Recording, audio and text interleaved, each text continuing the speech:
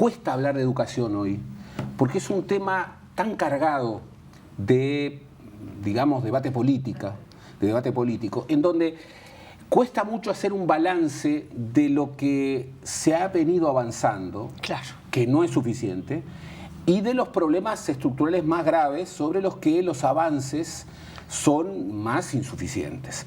Pero tú lo has visto, en el discurso sobre la educación, de inmediato nos instalamos en un escenario en donde o está todo mal o está todo bien. ¿Y qué aspectos vos decís, bueno, en qué cosas se ha ido avanzando y en qué cosas esos avances todavía no han logrado revertir problemas que son estructurales? Por ejemplo, se ha ido avanzando en cobertura. Nosotros tenemos, no de ahora, sino desde mucho tiempo atrás, un logro muy importante, que es una cobertura universal en primaria, una cobertura universal a nivel de los 5 años y casi de los 4 años. Y el objetivo, que es difícil que se cumpla, pero que se ha avanzado mucho, es que haya una educación universal a nivel de los 3 años. Allí hay avances concretos. Esos indicadores de cobertura comienzan a complicarse en educación secundaria y sobre todo en educación secundaria superior. Y ahí hay un problema, porque ahí tenemos rezago, porque ahí tenemos repetición, y el tema de la repetición es un tema largamente discutido.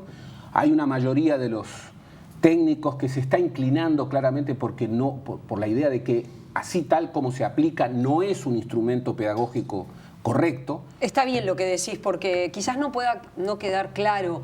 Es decir, así como se aplica, hacer repetir a niños y adolescentes no da resultado. Lo que no quiere decir es que un adolescente o un niño tenga que seguir avanzando en las mismas condiciones. Nadie defiende el pase social. Nadie defiende el pase social. Es decir, no es posible que se siga avanzando si hay determinados conocimientos que vos no incorporás. Porque luego el subsistema siguiente... Porque no vas a poder. Por eso tantas veces hemos dicho... Es muy interesante el informe. Mejorar la cobertura, pero no acompasarla con una mejora que tiene que ser paralela con la calidad del aprendizaje, es una estafa. En los avances, la inclusión digital, el impacto del Ceibal, es un impacto que ya comienza a verse. Pero, ¿qué es lo que tenemos? Y lo hablábamos cuando se cumplieron los 10 años del Plan Ceibal. Que los docentes tienen que especializarse en uso de las TICs para la enseñanza. Y eso no está ocurriendo, por lo menos no está ocurriendo al nivel de exigencia que se establece en un sistema educativo casi plenamente digitalizado, con problemas, pero establecido. Por ejemplo, es absolutamente incuestionable que aquí la inversión pública en salud ha tenido un incremento sustantivo. Claro. Sustantivo. Ahora hay que mejorar la calidad de los servicios que se brindan. Claro, y eso pasa por tener una hoja de ruta muy clara en cuáles son las áreas prioritarias para invertir. Y el propio informe señala que eso no se ve con claridad.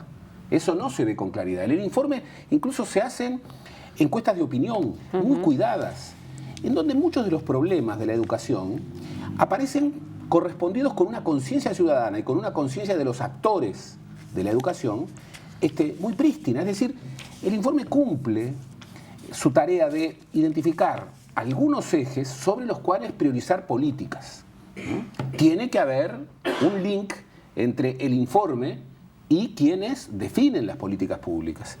Yo creo que este segundo estado de la situación de la educación es un informe ponderado, es un informe cuidado, prolijo, es un informe que señala problemas, incluso señala, desafíos grandes. Por ejemplo, tú sabes claramente las metas educativas que se incorporaban en el plan de presupuesto del 2015.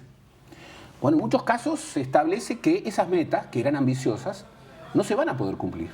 Por ejemplo, una de las metas era que el 75% de los que ingresaban en educación media iba a poder egresar en educación media superior. Bueno, eso es muy difícil que se logre. Hablábamos con el rector de la universidad y él decía, ya es un problema estructural cuando en el informe se destaca que no solo el rezago de los sectores menos favorecidos, los pobres, sino el problema que existe en una franja de un 20% que pertenece a los hogares de mejores condiciones económicas que no culminan el ciclo secundario. Bueno, ahí es muy alto el informe porcentaje. es prístino. El informe es prístino y vuelve a establecer un tema crucial. El impacto de la desigualdad socioeconómica, el impacto de la pobreza, el impacto de la estratificación socioeconómica en la relación con cobertura y calidad de los aprendizajes es impresionante. Es impresionante. O sea, la mejora en los sectores más favorecidos en cobertura y calidad respecto a los sectores marginales sigue siendo abismal, escandalosa. Pero, y acá la mirada se perfila, no necesariamente aquellos estudiantes de los quintiles con mayor peso económico tienen los desempeños educativos que corresponderían con su situación de origen. ¿Esto qué quiere decir? Que aún en aquellos sectores beneficiados por una extracción social favorable, no se están cumpliendo metas, lo cual está estableciendo que no hay un determinismo, hay un condicionamiento muy fuerte en términos de estructura social, pero hay un campo importante para las políticas educativas que no está teniendo el impacto requerido. Incluso se hacen comparaciones internacionales y los alumnos de la franja más favorecida de la sociedad no están teniendo en un porcentaje importante aquellos desempeños educativos que podrían tener. Se ve muy claramente que a ese respecto no hay que caer en ninguna clase de determinismo. No hay que caer en el determinismo de que, bueno, la calidad de los aprendizajes es estructuralmente negativa en el Uruguay. No. Han habido descensos, pero hay un espacio para políticas educativas proactivas, diferentes, que podrían tener desempeños, que podrían generar desempeños diferentes. Hay problemas que tiene la educación uruguaya, que son problemas del mundo. La educación media y la media superior, el tema de los jóvenes, es un tema de crucialidad, es un tema de época. Por otra parte, el tema de la formación docente es decisiva. Estamos en una cultura de época, y esto no solamente en el Uruguay, en donde nunca se idealizó tanto a la juventud y los valores asociados con la juventud, y nunca se estigmatizó tanto a los jóvenes realmente existentes. Por ejemplo, nadie quiere envejecer, pero el joven, que es la expresión de la no vejez, es visto como, bueno, el agente de la enfermedad, el agente de la amenaza. Estamos en un mundo que ha transformado radicalmente sus paradigmas tecnosocioeconómicos y no hay nadie que se adapte más a esos nuevos paradigmas tecnosocioeconómicos que el joven. Claro. Sin embargo, los jóvenes en el Uruguay tienen el doble de la desocupación que tiene el promedio de la sociedad. Y si son jóvenes y mujeres, son pobres. El triple. Y además, eso también se revela en otros indicadores como pobreza. Eso también se revela en otros indicadores como, bueno, abandono. Abandono. Lo veíamos. ¿Cuál es el porcentaje de la población carcelaria que es joven? Es impresionante, absolutamente impresionante.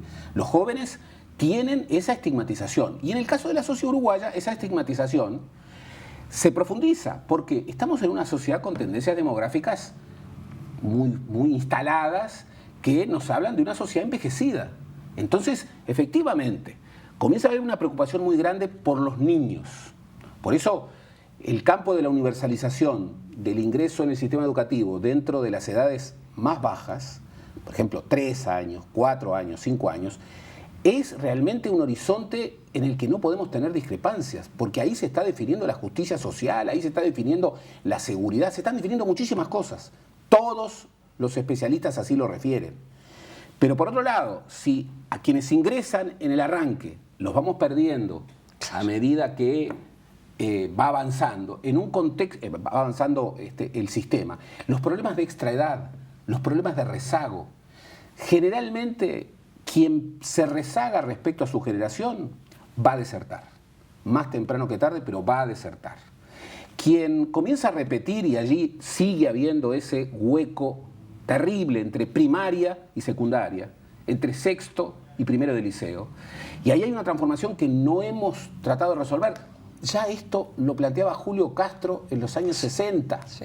No puede ser que se pase de un niño que en una estructura muy cuidada, como es la de primaria, tenga a una maestra o maestro generalista a tener 14 asignaturas con profesores distintos.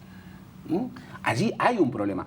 Se establecen problemas aquí el valor del informe no es en los descubrimientos. El tema del profesor ómnibus. El porcentaje de los profesores que dan clase en 2, 3 o más lugares. Lo poco atractivo que resulta el salario también es parte del informe. El desincentivo respecto a la formación docente. Hay algunas mediciones que son realmente impactantes, que son, bueno, quienes ingresan en los institutos de formación docente y el porcentaje de ellos que finalmente termina consolidándose como titulado. El problema recurrente de que buena parte de los docentes de secundaria no son titulados. Entonces, el tema de la formación docente es un tema capital. El informe, en suma, es un muy buen instrumento, pero ahora la responsabilidad la tienen las autoridades que, entre otras cosas, tienen que incorporar este instrumento, que no es más ni menos que eso, un instrumento con un buen diagnóstico para reorientar, ajustar las políticas públicas.